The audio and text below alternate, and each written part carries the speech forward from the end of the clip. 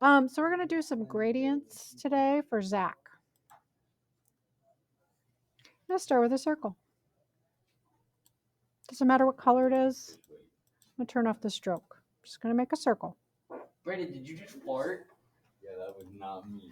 I'm going to make sure that my swatches is open and my gradient panel is open. All right. So I'm going to make a circle into a sphere. First by clicking the default gradient. And I know that it's a circle, so I want to use a radial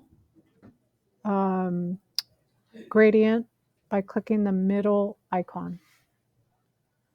And then when I hit edit the gradient, you see that this bar comes up and a bar comes up here. And what I'm gonna do is I'm gonna change the color real quick. I'm going to grab a color and drag it and drop it down into the slider into one of those circles. If I don't have my swatches open, I can double click and I can use the color picker or the swatches, or I can go pick up a color. I can also add a color by tapping underneath the slider bar, just tapping a new circle, and it'll add like an in-between color, like a in-between light and dark. How did you add the colors up top of that?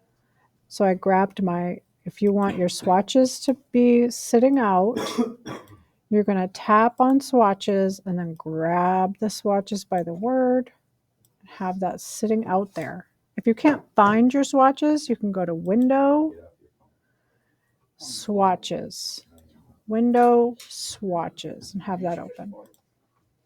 All right, now here's the thing. Here's the thing you can do with this bar is move the highlight. And I'm going to move the highlight up to the upper top by just clicking and dragging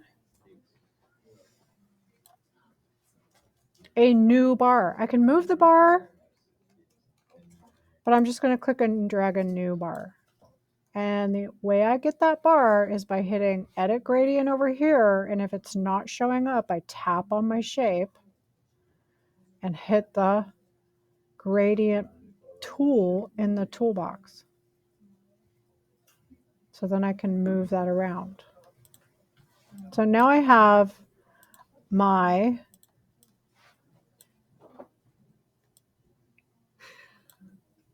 How do you get the gradient bar up with the colors? Because every time I do it, it goes like disappears.